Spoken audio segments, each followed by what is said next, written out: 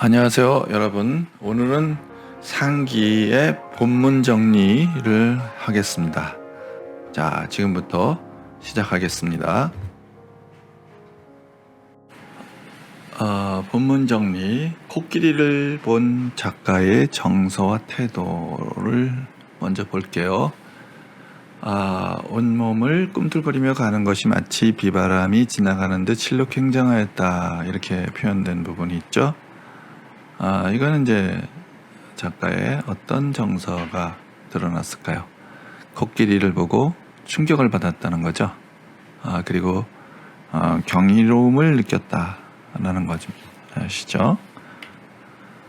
그 다음에 이제 코끼리에 대한 묘사를 이제 한번 살펴보겠습니다. 외양에 대해서는 소, 나귀, 낙타, 호랑이, 구름, 초승달 이런 비유가 있었고요. 코에 대해서는 특별히 코끼리 코를 자벌레에다 비유했고, 군뱅이, 누에, 족집게 이런 것 등에 비유한 표현들이 보입니다. 자, 그 다음에 이제 코끼리에 대한 새로운 관점을 제시한 부분이 있는데요. 일반적으로 보편적으로는 이 부정적 관점의 인식이 있었다는 거죠.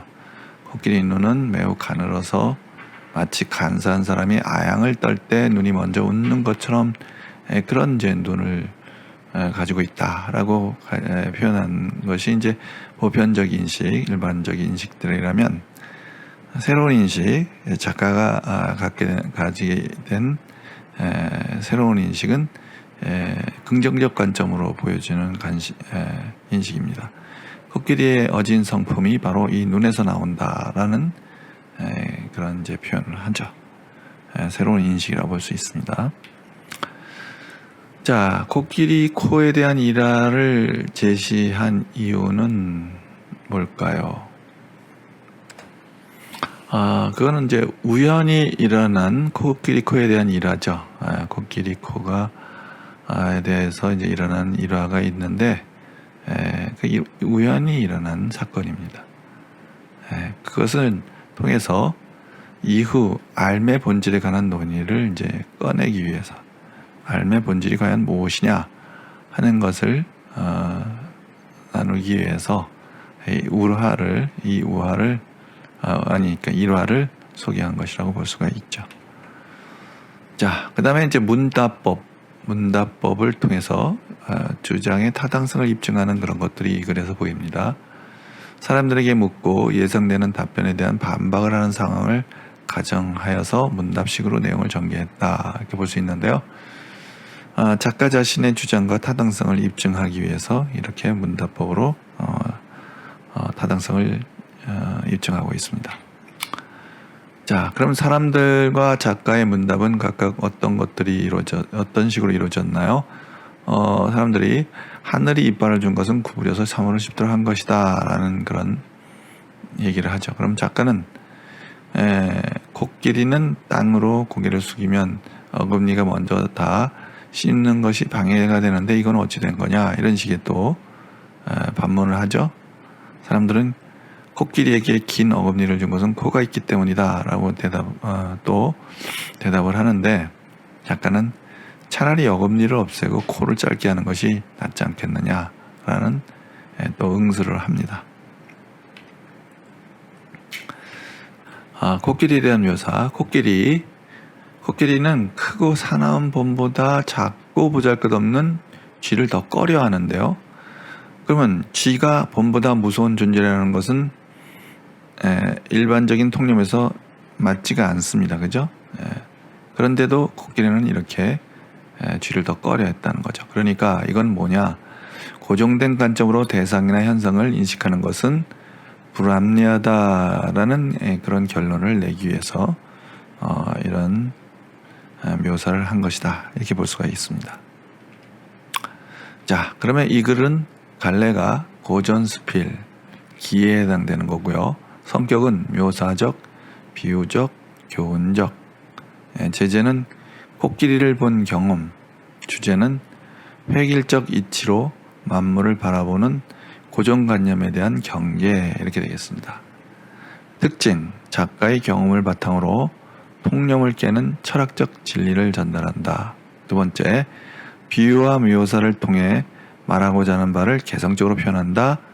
3번, 문답법을 사용하여 작가의 주장이 타당함을 논리적으로 입증한다. 이렇게 되겠습니다. 자, 그럼 구성을 한번 보겠습니다. 구성은 기, 승, 전, 결 이렇게. 자, 기에서는 움직이는 코끼리를 보았을 때 느낀 충격 그리고 경이로움 이런 게 표현되어 있고요. 승에서는 코끼리의 외양에 대한 묘사가 있었죠. 전은 하늘의 이치에 관한 통념에 대한 논리적 반박 그리고 입증 이런 게 있고요. 결, 고정된 관점에서 대상을 인식하는 것은 위험하다라는 내용으로 결론을 맺고 있습니다. 쪽지시험. 먼저 좀 정리한 거를 다시 한번 볼까요? 네, 갈래는 고전수필, 제재는 코끼리를 본 경험, 성격은 묘사적, 비유적, 교훈적. 자, 특징 첫째, 작가의 경험을 바탕으로 통념을 깨는 철학적 진리를 전달했다. 두 번째, 비유와 묘사를 통해 말하고자 하는 바를 개성적으로 표현했다. 세 번째, 문답법을 사용하여 작가의 주장이 타당함을 논리적으로 입증했다. 이렇게 되겠죠. 주제, 고정된 관점이 아니라 변화하는 관점에서의 대상 인식의 필요성 이렇게 되겠습니다. 자, 1번 다음 설명이 맞으면 0표, 틀리면 X표를 하시오. 1번 상기는 코끼리의 습성을 기록한 경수필 아니죠. 코끼리의 습성 아닙니다. 2번 작가가 처음 코끼리를 본 곳은 중국의 연경이다. 그렇죠? 맞습니다. 네. 3번 작가는 동해를 여행했을 때도 코끼리를 본 적이 있다. 동해를 여행해서 코끼리 안 본 적이 없죠. 예, X. 4번 작가는 코끼리의 어진 성품이 눈에서 나온다고 생각한다. 눈에서 나온다. 그런 얘기 했죠. 예, 4번. 예, 이런 얘기 했습니다. 자, 5번 작가는 뿔이 있는 것에게는 윈리를 주지 않는다라는 말에 공감하는가? 이거는 반대편에 있는 사람들이 얘기한 거였죠. 공감하지 않는 얘기입니다. 여섯 번째, X. 여섯 번째, 작가가 글을 쓴 궁극적인 의도는 코끼리에 대한 사람들의 잘못된 생각을 바로잡는 것이다. 궁극적 의도라기보다는, 생각을 바로잡는 것이 궁극적 의도라기보다는, 궁극적 의도는 여기 나온 주제 정도가 궁극적인 거죠. 고정된 관점이 아니라 변화하는 관점에 대한 에서의 대상에 대한 인식이 필요하다라는 얘기를 하는 거죠. 코끼리의 예를 통해서 이런 주제를 전달하려는 것이 궁극적 의도죠. 코끼리에 대한 잘못된 생각, 그거는 좀 부족한 설명이 되겠습니다. 자, 2번 다음 빈칸에 들어갈 말을 쓰시오. 1번 작가는 코끼리의 코끝이 누에의 끝부분처럼 생겼다. 이렇게 얘기했죠. 누에. 2번 강희 황제 때 남해자에서 코끼리가 코를 휘둘러 죽게 한 동물은 호랑이. 범이죠, 범. 사람들은 만물의 근본을 하늘에서 찾으려 한다. 그죠? 찾으려 했죠. 주역에서 혼돈? 그죠? 혼돈이란 그 빛이 검고 모양은 흙비가 내리는 듯한 상태를 말한다. 코끼리는 뭘 만나면 그죠? 쥐를 만나면 코를 둘 데가 없어서 멍하니 서 있는다. 이렇게 되겠습니다. 자, 3번 다음 괄호 안에 들어갈 적절한 말을 골라 영표하시오. 이랬습니다. 1번 그 몸체를 생각해 보면 소, 나귀의 몸뚱이는 뭐라 그랬어요? 몸체는 소의 몸뚱이라고 했죠. 예. 그 다음에 나귀의 꼬리, 그죠? 그 다음에 낙타의 무릎, 그죠? 그 다음에 호랑이의 발, 짧은 털, 회색 빛깔, 어진 모습, 슬픈 소리 이런 걸 가진 게 바로 코끼리이죠. 귀는 구름을 들이는다 하고 눈은 초승달 같고 두 개의 어금니 크기는 두 아람이나 되고 키는 한 장 남짓이나 되었다. 아, 사람들은 세상의 사물 중에 터럭만한 작은 것이라도 하늘에서 근거를 찾는다. 그죠? 그러나 하늘이 어찌 그 하나하나의 이름을 지었겠는가? 4번. 다음 어휘에 해당하는 뜻을 골라 연결하시오. 진기 매우 귀하면서 기이하다. 미음. 요량, 앞일을 헤아려 생각한다. 성정, 타고난 본성, 그죠? 주제, 어떤 일을 맡아 중심이 되어 처리하는 거. 풀무는 불을 피울 때 바람을 일으키는 기구. 주역, 유교경전인 5경 중에 하나로 우주 변화의 이치를 설명한다. 봉황, 중국 전설에 나오는 상스러움을 상징하는 상상의 새, 이렇게 되겠습니다. 네. 소단원 실력평가. 자, 상기, 가에서 마까지 글이 있습니다. 가, 만일, 진격우, 계약, 이렇게 교과서 첫 부분이죠. 선문문에 안에서 코끼리 우리를 구경하면 될 것이다가 가글이고요. 나는 예전에 동해 바닷가 새벽길에 지나가다가 파도 위에 말처럼 서 있는 물체 본 적 있다는 그런 경험담. 다는 그 몸체를 생각해보면 소의 몸통. 이건 코끼리에 대한 묘사, 그죠? 라는 어떤 사람 코를 부리라고 착각하고, 코끼리에 대한, 이제 코에 대한 오해도 있고, 다리가 5개라고 생각한다는 거, 그런 얘기. 코끼리 코를 다리라고 보는 거죠. 눈은 쥐어 같다고 생각한다든지, 또 눈에 대한 오해, 그죠? 그리고 자기는 눈에 대해서 어진 성품이 바로 여기 이 눈에서 나온다라고 얘기하고 있죠. 많은 강희 황제 때 그 코끼리가 범을 때려 죽인 그런 그 일화를 소개하고 있는 겁니다. 자, 그러면 한번, 가에서 마에 대한 설명으로 적절하지 않은 것은, 움직이는 코끼리를 처음 보고 느낀 충격과 경이로움을 말하고 있다. 그죠? 그런 얘기가 있죠? 마치 비바람이 지나가는 듯 굉장히 꿈틀거리며 가는 코끼리를 보고, 충격을 받은 경이로움을 느낀 그런 얘기가 가합니다. 코끼리와 비슷한 문체를 본 과거의 경험. 그렇죠? 동해 바닷가에서 예전에 코끼리와 비슷한 물체를 본 적이 있다는 얘기하고 있습니다. 코끼리의 모습을 신체 부위별로 나누어 설명합니다. 그렇죠? 여기 꼬리의 모습은 낙타와 같고, 무릎은 그러니까 무릎은 낙타의 무릎, 꼬리는 나귀, 그죠? 몸뚱이는 소의 모습, 발은 호랑이의 발, 이런 식으로 이제. 그 다음에 이제 코끼리 코에 대한 사람들의 오해와 글쓴이의 새로운 인식.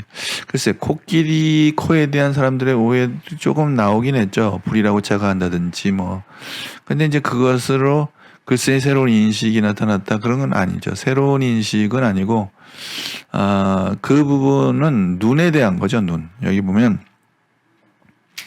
사람들은 그 눈이 쥐와 같다고 하지만, 그래서,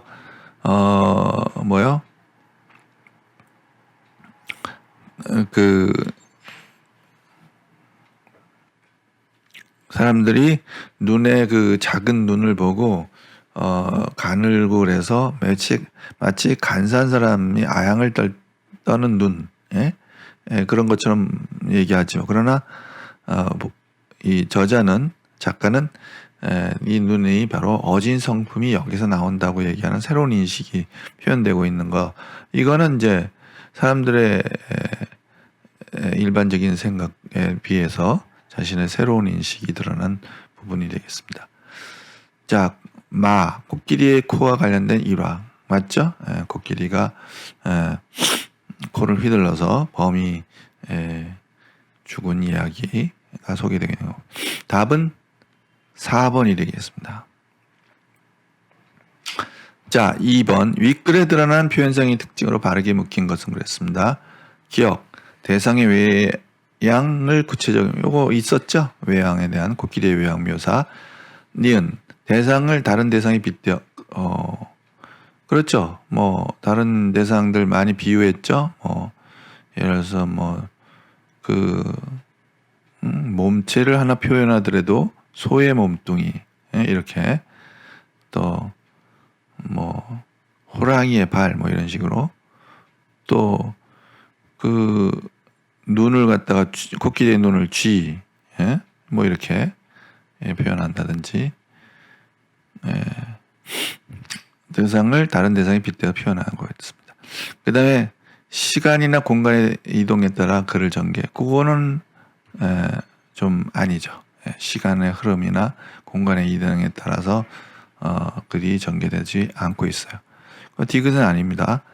구체적 지명을 밝혀 글에 실려. 구체적 지명이 나온 것은 열하의 이런 행궁 얘기 나온 부분이라든지 또 동해 바닷가의 새벽에 지나다가 파도 위에 어떤 물체를 봤다든지 이런 것들이 구체적인 지명을 밝히는 그런 부분이고 그래서 신뢰성을 높였다 이렇게 볼 수가 있겠습니다. 그래서 답은 디귿만 빠진 기억, 니은, 리을 2번이 되겠습니다. 자, 3번 주관식 뭐냐? 윗글에서 코끼리의 눈을 비유한 단어 2개. 자, 코끼리의 눈을 쥐에다가 비유해서 사람들이 일반적으로 쥐에다 비유하는 부분이 있었죠. 그런데 그것도 있지만 화자는 그 눈을 초승달 같다고 얘기했어요. 화자는 서술자는 눈을 초승달에다 비유했습니다. 작가는 초승달에다 비유했고 일반적으로 사람들은 쥐와 같다 이렇게 얘기하고 있어요. 그래서 쥐와 초승달 이렇게 되겠죠. 코끼리의 눈을 비유한 단어는 쥐와 코끼리입니다. 쥐, 코끼리 이렇게 되겠죠. 쥐, 초승달 그렇게 되겠죠. 쥐와 초승달. 자, 4번에서 6번 다음 글을 읽고 물으면 답하시오. 자, 요 부분이 이제 약간 철학적인 그런 이제 표현들이 많이 나오는데요.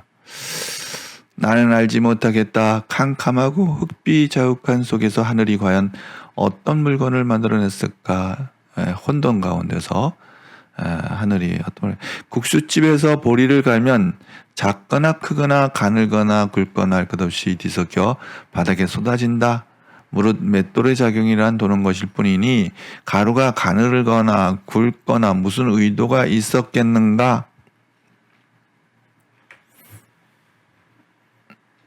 자, 이 부분은 의도하지 않았다는 얘기죠. 만물이 만들어질 때 맷돌을 이제 비유해서 맷돌의 그 작용을 통해서 그곳에서 이제 그 어떤 가루가 가늘게 나오거나 굵게 나오거나 이게 무슨 의도 없이 나오는 것이라는 거죠. 이러한 어떤 사물을 통해서 어떤 그 우주가 맨 처음에 생성됐을 때 혼돈 가운데서 물건을 만들어냈을 때 그 상황을 이제 비유적으로 설명한 그런 이제 부분이 되겠습니다. 일종의 유추의 방법을 통해서 설명한 부분인데, 자, 요 기억에 대한 문제가 있습니다. 기억을 한번 볼까요? 자, 5번입니다. 기억에 대한 설명으로 가장 적절한 것은 상대방의 주장을 입증할 만한 근거를 들고 있습니까? 그건 아니죠. 유추를 통해 자신의 생각을, 그렇죠. 유추를 통해서 어떤 쉬운 어떤 그 비유 표현을 통해서 어려운 어떤 관념을 표현할 때, 어려운 생각을 나타낼 때 쓰는 방법, 유추입니다. 그래서 맷돌이나 보리를 갈 때, 구슬 보리를 갈 때 이렇게 모든 것들이 이렇게 나오는 것들을 이제 통해서 우주가 생성될 때를 이제 설명한 그런 방법입니다. 2번이 답이 되겠습니다. 유추를 통해 자신. 대조적인 상황 이거 아니죠. 화제를 전환하기 위해서 새로운 사례를 이것도 아니고 동일한 현상에 대한 여러 가지 시각 이것도 아니죠. 답은 유추의 방법을 통해서 자신의 생각을 뒷받침한다. 이것이 되겠습니다. 자, 그 다음에 4번을 그러면 보겠어요. 윗글에서 작가가 궁극적으로 말하는 바로 가장 적절한 것은 그랬습니다. 자, 이 4번에 작가의 궁극적인 의도 말하는 바가 뭐냐라는 그런 문제인데요. 이 글은 아까 이제 요 부분이 그 작가가 자신의 그 생각을 주제를 표현한 그 부분이 될 겁니다. 그래서 나는 알지 못했다 캄캄하고 흑비역한 속에서 하늘이 과연 어떤 물건을 만들어냈을까? 그건 의도 없이 무슨 의도가 없이 만들었지 않았냐 이렇게 얘기를 하는 거죠. 그것에 대해서 문답법으로 계속 이 주제적인 그 답을 이제 문답법을 통해서 설명해 나가는 그런 과정이 쭉 있는 거죠. 그러면서 여기에 이제 코끼리까지 이제 나오는데요. 코끼리가 결국 눈에 보이는데도 그 이치를 모르는 것은 이와 같다. 하물며 천하사물인 코끼리보다도 만배나 더한 것이매랴 해서 천하사물이 코끼리보다 얼마나 큰 이제 우주에 대한 얘기를 하면서 그런 모든 것이 우리는 그 만물의 변화를 고정된 관점에서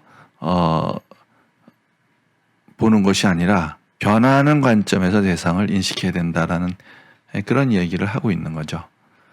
그래서 자 1번 논증에서 전제가 틀리면 결론도 틀릴 수 있다. 그건 아니고요. 눈에 보이지 않는 현상을 설명하는 것은 불가능하다 이런 표현도 아니죠. 세상의 모든 사물은 각자 자기만의 생존 원리 이것도 아니고 하나의 고정된 관점이 아니라 변하는 관점에서 대상을 인식해야 한다. 이게 답이 되겠습니다. 고정된 관점에서 그 대상을 인식하는 것이 아니라 변화하는 관점에서 대상에 대한 인식을 해야 된다 하는 거죠. 5번은 진정한 진리는 다양한 사물을 인식하고 탐구하는 과정에서 스스로 깨우쳐야 된다. 이런 얘기도 아니죠. 답은 4번이 되겠습니다. 자, 6번 서술형인데 A에서 작가가 상대방의 논리를 반박하는 방법이 무엇인지 서술하시오 그랬어요. 자, A 부분은 그대들이 말하는 이치란 것은 소, 말, 닭, 개, 개와 해당할 것이고 하늘이 이빨을 내게 하라는 것이 반드시 구부려서 사물을 씹도록 한 것이라고 해보자. 그러면 지금 저 코끼리에게는 쓸데없는 어금니를 심어 주어 땅으로 고기를 숙이면 어금니가 먼저 닿는다. 이런 모습은 오히려 씹는 것에 방해가 되지 않겠는가라고 말하면서 이렇게 일반적으로 이렇게 소, 말, 닭, 개에게나 해당되는 얘기를 전체에다가 코끼리까지 다 적용하면 맞지 않는다라는 얘기로 이제 이런 성급한 일반화에 대한 오류를 이제 지적하는 그런 반박하는 방법이라고 볼 수가 있습니다. 성급한 일반화의 방법. 답안에 상대방의 논구가 성급한 일반화의 오류를 범하고 있음을 들어서 상대방의 주장이 틀렸다고 주장한다라고 설명하면 될 것 같습니다. 여기에 답이 되겠습니다. 네, 여러분 오늘도 수고 많으셨습니다. 공부하는데 굉장히 힘들죠? 네, 여러분들 몸 건강하시고 일주일 동안 또 잘 있다가 다시 뵙겠습니다. 자, 안녕.